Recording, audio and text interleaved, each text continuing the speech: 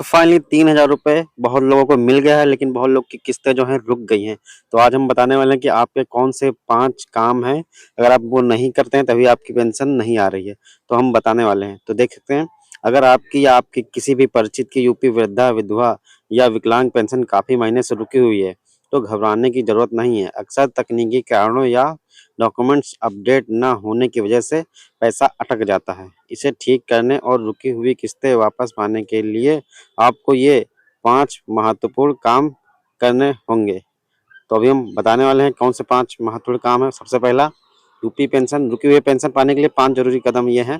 सबसे पहला ये है, अपनी पेंशन का स्टेटस चेक करें। सबसे पहले आधिकारिक वेबसाइट ssp-up-government.in पर जाकर अपना स्टेटस चेक करें।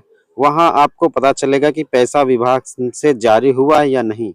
फिर किसी ऑब्जेक्शन की वजह से रुका है, तो अगर आपका ये पोर्टल चेक कराएंगे, अगर ऑब्जेक्शन दिख रहा है तो अगर आप देख सकते हैं पीएफ में रिजेक्टेड दिखा रहा है, तो समझ लीजिए कि बैंक खाते में आपकी समस्या है। यानी जब आप स्टेटस चेक करेंगे तो उसमें आप ऑब्जेक्शन अगर लगा है तो आप ये देख लीजिएगा कि आपका जो है कि बैंक खाता एक्टिवेट नहीं है, आपके बैंक खाते में या तो केवाईसी नहीं है या आधार सीडिंग नहीं है, तो उसे कंप्लीट करा देना है बैंक जाकर। दूसरा, ई केवाईसी पूरा करें। उत्तर प्रदेश सरकार ने सभी पेंशनर्स को के लिए आधार प्रमाणीकरण ई केवाईसी अनिवार्य कर दिया गया है। अगर आपने अभी तक अपना आधार अपनी पेंशन आईडी से लिंक नहीं कराया है, तो आपकी पेंशन कभी नहीं आएगी। यानी कि आपका ई केवाईसी आपको अवश्य कराना है, ठीक है।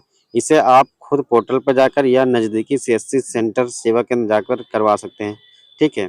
अगर आप ये नहीं कराते हैं तो इससे भी पेंशन अटक सकती है, क्योंकि आधार से ही केवाईसी होना ज़रूरी है ताकि पता चले कि आप जीवित हैं या नहीं, ठीक है। अब तीसरा, बैंक खाते को आधार से लिंक एनपीसीआई मैपिंग कराएं, ठीक है। तीसरा, आजकल पेंशन का पैसा डीबीटी डायरेक्ट बेनिफिट ट्रांसफर के माध्यम से भेजा जाता है।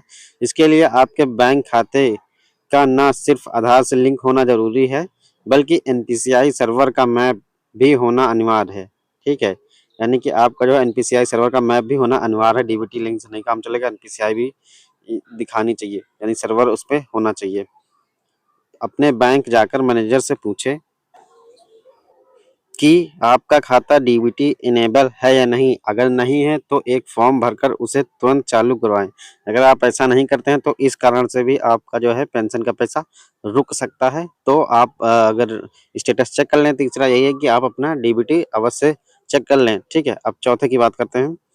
विकास भवन या समाज कल्याण ऑफिस में संपर्क है। अगर ऑनलाइन सब कुछ सही आपको दिखा रहा है, ठीक है, फिर भी पैसा नहीं आ रहा है, तो अपने जिले के विकास भवन स्थित समाज कल्याण विभाग, वृद्धावस्था, ठीक है, और प्रवेशन विभाग, विधवा या दिव्यांगजन सशक्तिकरण विभाग, विकलांग के ऑफिस जाएं, ठीक है। वहां अपना आधार कार्ड, बैंक पासबुक और पेंशन आईडी ले जाएं। कई बार डेटा वेरीफाइड ना होने के कारण ब्लॉक हो जाता है, जिसे अधिकारी वहीं से ठीक कर सकते हैं। तो अभी आप जो है कि अगर आपको ऑनलाइन सब कुछ ठीक दिख रहा है, ठीक है, तो आपको अपने विकास भवन या समाज कल्याण विभाग अधिकारी, समाज कल्याण अधिकारी यानी ऑफिस में वहाँ जाना है। वहाँ पे आपको दस्तावेज का सत्यापन करा लेना है, ठीक है। अगर इन सब मामले में से भी कुछ ना हो, तब आपको जो है कि 1076 मुख्यमंत्री हेल्पलाइन नंबर 1076 पर शिकायत करें।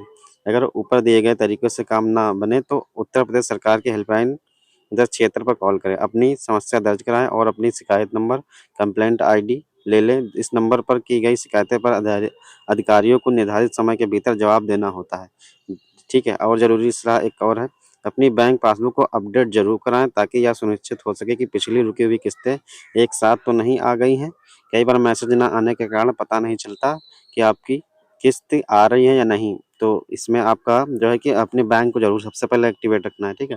अगर ये सब आप कर लेते हैं तो आपको 1076 पर कॉल करनी है, अपनी कंप्लेंट दर्ज कराइए और उनके समय के भीतर आपको जो है कि फीडबैक आता है, फिर आपकी समस्या का समाधान हुआ है कि नहीं, ये सब आपसे पूछते हैं।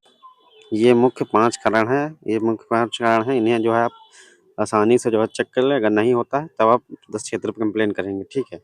और उसके बाद भी अगर काम ना हो तो आप मुझे कमेंट करिए, मैं आपको जो है कि तुरंत मदद करूँगा। और ऐसी न्यू अपडेट पाने के लिए मुझे सब्सक्राइब कर लीजिए। और अगर आपको नया फॉर्म भरना है या नई योजना का लाभ लेना है तो इसे सब्सक्राइब करके रखिए।